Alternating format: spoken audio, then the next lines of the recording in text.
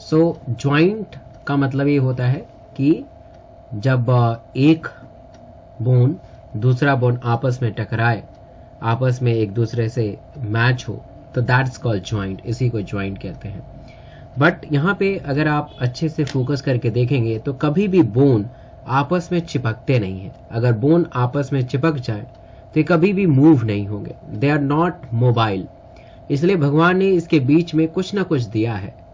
It depend on the type of joint, तो कुछ fibre दे दिया है या फ्लूइड दे दिया है ताकि मोबिलिटी बना रहे, है ना। हम आपस में जा सकें, अपने रिलेटिव के पास जा सकें, है ना, चल के जा सके, दौड़ सके, बहुत सारा चीज कर सके, है ना। अगर चलोगे नहीं तो पाओगे कैसे, है ना। लोग आजकल चलते चलते टहलते टहलते बात करते हैं, तो ये कैसे कर पाओगे? ज्वाइंट रहेगा तभी तो कर पाओगे, नहीं तो नहीं कर पाओगे। तो ज्वाइंट का होना बहुत ही जरूरी है, ज्वाइंट का होना बहुत जरूरी है ताकि हम जो है एक जगह से दूसरी जगह जा सके। तो ज्वाइंट आर द स्ट्रक्चरल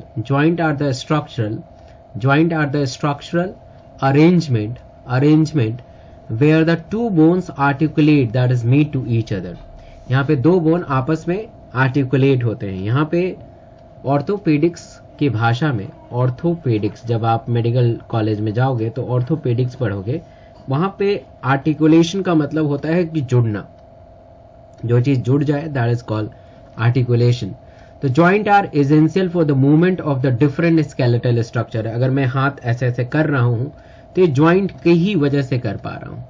अगर मैं यहां से अपने घर से हॉस्पिटल जाऊंगा तो ये ज्वाइंट की वजह से ही जा पाऊंगा। तो जितने भी हमारी बॉडी में मोटिलिटी होती है, मोबिलिटी होती है, वो सिर्फ और सिर्फ जो है ज्वाइंट की वजह से होती है। So on the basis of mobility the joint is classified in the 3 major category. चलने की वजह से टक टक टक टक टक टक टक टक जो चल रहे हो, इस चलने के बेसिस पे ज्वाइंट की 3 कैटेगरी होती हैं। पहला फाइब्रस ज्वाइंट, दूसरा कार्टिलेजिनियस ज्वाइंट, तीसरा साइनोवियल ज्वाइंट। और इस ज्वाइंट से नीट में हमेशा क्वेश्चन आता रहता है, इसलिए ज्वाइंट को बहुत ही अच्छे तरीके से समझिएगा, सीखिएगा, ताकि आप सब इस चीज को समझ पाएं अच्छे से। तो fibrous joint, cartilaginous joint and synovial joint. Fibrous joint, cartilaginous joint और साइनोवियल ज्वाइंट, बारी बारी से इनके बारे में बात करेंगे। बट हम यहाँ पे सबसे इंपॉर्टेंट हमारे बॉडी में जो ज्वाइंट होता है that is called synovial joint, इसके बारे में बात करते हैं। यहाँ पे जितने भी बॉक्स मैंने बनाए हैं और इसके नीचे जो भी एग्जाम्पल लिखे हैं, ये बहुत ही ज्यादा इंपॉर्टेंट है। हर साल इससे क्वेश्चन आते ही आते हैं, ध्यान दीजिएगा और इसको याद करने की कोशिश कीजिएगा। पहला ज्वाइंट है ball and socket joint. The first joint is called ball and socket joint. तो इस साइनोवियल ज्वाइंट के प्रकार हैं। तो बॉल एंड सॉकेट ज्वाइंट में आता है humerus and pectoral girdle, this one humerus, this is a humerus and pectoral girdle. ये मूवमेंट हो रहा है तो इसी की वजह से हो रहा है, this is a ball and socket joint.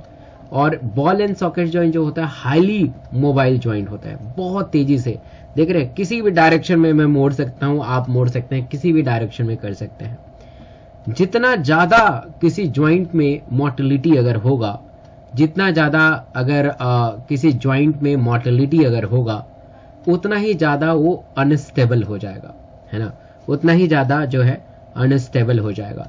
तो इसलिए जब हम ऊपर से गिरेंगे धड़ाम, तो सबसे पहले क्या डिसलोकेट होगा? शोल्डर डिसलोकेट होगा। ऐसे ऐसे पेशेंट चलता हुआ हवा में उड़ता हुआ आएगा, है ना, हवा में उड़ते उड़ते आए। इसके एग्जाम्पल है ह्यूमरस एंड पेक्टोरल गर्डल। दूसरा अगर हम बात करें एलिप्सॉइड और एंगुलर ज्वाइंट, एलिप्सॉइड ज्वाइंट और एंगुलर ज्वाइंट, डायरेक्ट क्वेश्चन आता है। Joint between the radius and carpal, this one, radius and carpal, टक टक टक टक टक टक, this one, this is joint between radius and carpal, that is called ellipsoid और एंगुलर ज्वाइंट। ठीक है। तीसरा जो ज्वाइंट सबसे महत्वपूर्ण है that is called hinge joint, that is called knee joint. Hinge joint, knee joint, जो नी ज्वाइंट होता है that is called hinge joint, इसको भी याद करिएगा। पाइवोट ज्वाइंट, एटलस और axis joint. Pivot joint, yes no, yes no, तो this is called yes और नो ज्वाइंट, यस और नो ज्वाइंट, यस और no joint is also called pivot joint. Atlas is the first, vertebra, axis is the second one, और इसके बीच में जो joint बनता है that is called pivot joint. The second one is called gliding joint. This is a between the carpal. Carpal जो होते हैं 8 बोन होते हैं, है ना. Gliding joint between the carpal, carpal having a 8 bone, carpal के पास 8 बोन होते हैं, और 8 बोन के बीच में जो मूवमेंट होता है टुक टुक टुक टुक टुक टुक, तो that is called gliding joint. And the last one is called saddle joint. Saddle joint, SADDLE, saddle joint between the carpal, metacarpal and the thumb. एक कार्पल है, this one is a metacarpal, और ये thumb, इसके बीच में जो joint होता है that is called saddle joint. So all the joint and their example is quite important, very important, very important, क्योंकि ये जो है ये बहुत ही इंपॉर्टेंट है. अगर आपने इसे याद कर लिया, समझ लीजिए 4 नंबर आपके पॉकेट. कि ज्वाइंट के 3 प्रकार होते हैं, फाइब्रस, कार्टिलेजिनियस और साइनोवियल. साइनोवियल के हमने यहाँ पे कुछ एग्जाम्पल और कुछ टाइप्स देखे थे जो कि काफी महत्वपूर्ण है. अब हम फाइब्रस के बारे में पढ़ेंगे और कार्टिलेजिनियस के बारे में पढ़ेंगे. आइए लिए चलते हैं आपको फाइब्रस की दुनिया में. फाइब्रस एक ऐसे ज्वाइंट होते हैं जो कभी भी मूव नहीं हो सकते हैं, कभी भी मूव नहीं हो सकते हैं. They are non movable joint, immovable joint, they are fix joint, they are fix to each other. ये कभी भी इनमें मोबिलिटी नहीं हो सकता है, कभी भी मूव नहीं हो सकते हैं, राइट. जब स्कल का निर्माण होता है, जब स्कल का निर्माण होता है तो आप यहाँ पे देख पा रहे हैं, this is actually the suture. और आगे के साइड में देखेंगे तो this is a frontal bone, this one is a parietal bone, and this one is also the parietal bone, and this one is a temporal bone. I hope कि आप इस चीज को समझ पा रहे होंगे. तो फ्रंटल बोन और पैराइटल बोन के बीच में आपको एक लाइन दिखाई दे रही है, and this is actually the suture that is called coronal suture. Corona नहीं है, कोरोनल है, coronal suture, coronal suture. तो coronal suture is present between the frontal bone and the parietal bone. जब भी हमें बोन को स्प्लिट करना है, बोन के ब्रेन के अंदर जाना है, स्कल को ओपन करना है, तो वी कैन यहां से ही ओपन करते हैं, कोरोनल सूचर से ओपन करके देख सकते हैं, ठीक है. पैराइटल सूचर के बीच में आपको एक सूचर नजर आ रहा है, ये देखिए 2 पैराइटल बोन के बीच में आपको ये सूचर नजर आ रहा है. This is called sagittal suture. तो this suture is not movable. हालांकि ये 2 आपस में ऐसे टकराए हुए हैं, बट ये कभी भी मूव नहीं होते हैं. अगर मूव होने लगे तो पता चले ब्रेन निकल गया, बूम, लो कोई ब्रेन निकल के आ रहा है एकदम घूमते घूमते है. ये देखो मेरा फ्रंटल बोन है ना, अलग अलग एरिया दिखाएगा, ब्रोकास एरिया, देखो देखो, ऐसे कभी नहीं होगा. ये बिल्कुल फिक्स होता है. यहाँ पे लम्बाइड सूचर होता है ना, लम्बाइड सूचर होता है, सिग्मोइड सूचर होता है, लॉट ऑफ सूचर, राइट. अब एक बीमारी होती है, उसको कहते हैं हाइड्रोसेफेलिस. हाइड्रोसेफेलिस में क्या होता है कि बच्चों में सूचर अच्छे तरीके से ज्वाइन नहीं हो पाता है, और इसी का फायदा उठा लेते हैं जब CSF का अमाउंट बहुत ज्यादा बढ़ने लगे, ठीक है. CSF का जो अमाउंट है बहुत ज्यादा अगर बढ़ने लगे, ठीक है, बहुत ज्यादा अगर बढ़ने लगे तो क्या होगा कि बहुत ज्यादा अगर बढ़ने लगे और इसका एब्जॉर्प्शन बहुत कम होने लगे तो स्कल का साइज बड़ा होने लगेगा, एकदम सर बड़ा हो जाएगा एकदम पूरा. So that's due to the suture expand हो जाता है उस वक्त. अच्छा, दांत भी अगर हम देखें तो दांत में जो जॉइंट होते हैं that is called gomphosis. Gomphosis, this is a joint between tooth and gum. Gum मतलब वो वाला गम नहीं जो तुम में पड़े रहते हो दिन भर रात भर, जिसकी वजह से पढ़ाई नहीं कर पाते, वो गम नहीं है. गम मतलब मसूड़ा. मसूड़ी के बीच में जब दांत जाके धस जाए उसको हम क्या कहते हैं, gomphosis, right. That is called gmphosis. This is also called peg and socket joint. Again वो वाला पेग नहीं है जो तुम समझ रहे हो, peg and socket joint, peg and socket joint, peg and socket joint, peg and socket joint is what that is called gmphosis. तो इसे हम gmphosis कहते हैं, राइट. gmphosis जो दांत के अंदर धसा रहता है ना. अब मान लो कि दांत पे किसी ने मार दिया, ठीक है, दांत पे किसी ने मार दिया तो ज्वाइंट हिल सकता है, बिल्कुल हिल सकता है ना, और खून भी आ सकता है, खून की प्राप्ति होगी, ठीक है। इसलिए जो है लड़ाई ना करो, दांत को बचाओ, गम फोर्सेस को बचाओ, right. So fibrous joint they are immovable joint, कभी भी हिलता नहीं। आप कहोगे कि सर मेरा तो गम फोर्सेस हिल रहा है, तो हिल भी सकता है, बीमारी हो गई, फ्लोरोसिस हो गया है ना, कुछ हो गया तो मतलब हिल सकता है, बिल्कुल हिल सकता है। The joint do not allow any type of movement, कोई भी टाइप के मूवमेंट को अलाउ नहीं करता है, because the bone are firmly fixed together, जैसे कि सूचर में आपको यहाँ पे दिखाई दे रहा है, and by the strong collagen fibre. The suture of skull is a such example, gomphosis the tooth with the gum, right. So this is actually the fibrous joint, I hope. Now we have another most important joint, that is called cartilaginous joint or slightly movable joint. Cartilaginous joint और slightly movable joint का मतलब ये होता है कि थोड़ा सा move करे, पूरा नहीं कि पूरा मूव कर जाए। जैसे कि वर्टेब्रल कॉलम में क्या है कि मैं ऐसे मूव करूंगा, ऐसे ऐसे ऐसे ऐसे, तो थोड़ा बहुत मूव करे, है ना, और थोड़ा बहुत उसमें मूवमेंट हो, और पूरा का पूरा इसमें मूवमेंट नहीं हो, है ना। So the two bones are joint together with the help of any cartilage और एनी फाइब्रस कार्टिलेज, जिससे थोड़ा बहुत मूवमेंट हो, ज्यादा नहीं, है ना।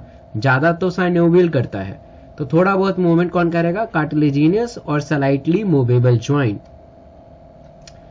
And these fibers, the cartilaginous, the discs of cartilage restrict the movement of the joint, due to which the joint show the limited or slightly movable movement.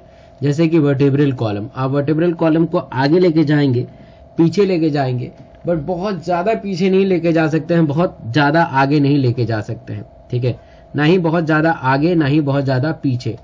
इसलिए क्योंकि इसके बीच में फाइबर्स होते हैं, पैड होता है, fibres of the pad, fibrous cartilage होते हैं, जिसकी वजह से स्लाइटली मूवमेंट कर सकता है, स्लाइटली मूवमेंट कर सकता है। स्टर्नम, स्टर्नम जब हम सांस लेते हैं, जब हम सांस लेते हैं तो हमारा रिब केस जो है थोड़ा बहुत आगे आता है और पीछे जाता है, तो स्लाइटली मूवमेंट होता है। तो जो स्टर्नम और एक, तो यहां पे देख पा रहे हैं, this is the sternum actually, तो दिस इज द स्टर्नम, ये स्टर्नम है, और स्टर्नम के ऊपर आप देख पा रहे हैं यहाँ पे जो रिब्स है, रिब्स आके अटैच होता है, ठीक है, रिब्स आके अटैच होता है। तो जब हम सांस लेते हैं तो थोड़ा बहुत रिब केस हमारा ऊपर और नीचे जाता है, तो this is a slightly movable joint.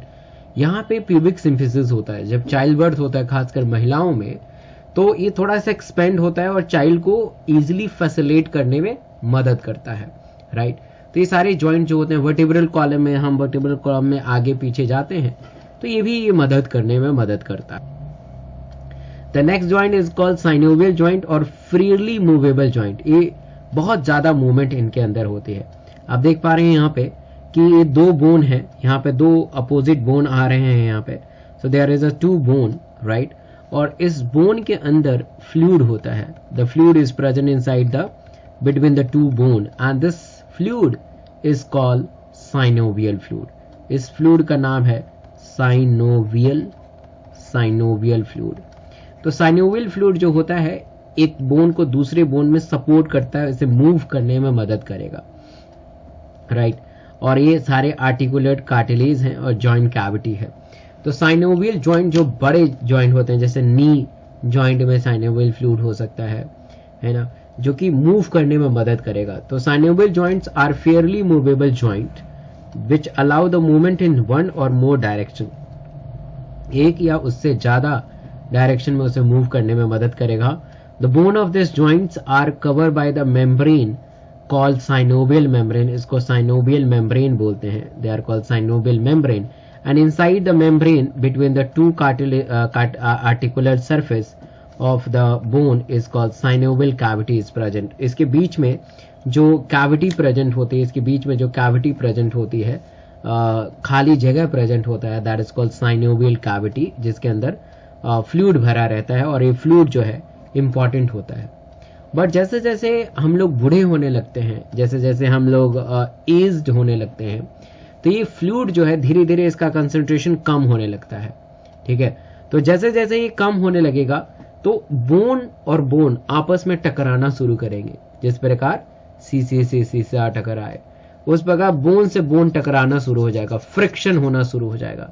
So what the complain of the patient, कि जब मैं चलता हूं, जब मैं चलती हूं डॉक्टर एसके सिंह, तो बहुत ही ज्यादा दर्द होता है, बेपनाह दर्द, बेपनाह प्यार नहीं, बेपनाह दर्द होता है, तो हम चलते ही नहीं हैं, खाली बैठे रहते हैं। समझ जाते हैं साइनोवियल फ्लूइड में कुछ छेड़छाड़ है। तो साइनोवियल फ्लूइड में अगर एब्जॉर्प्शन हो गया है, इसमें कुछ में प्रॉब्लम है, तो हम उसको ठीक कर सकते हैं, right. There are lot of drugs और मेडिसिन विच कि हम उस साइनोवियल फ्लूइड के इंटीग्रिटी को मेंटेन कर सकते हैं।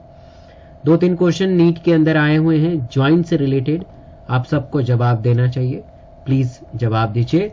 The type of joint between the human skull bone is called, type of joint between the human skull bone is called, yes this is a very easy question, cartilaginous fibrous joint.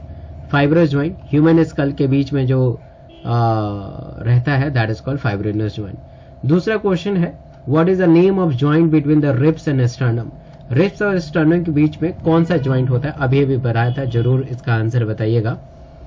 तो बहुत ही आसान question है, cartilaginous joint is such example, cartilaginous joint is such example.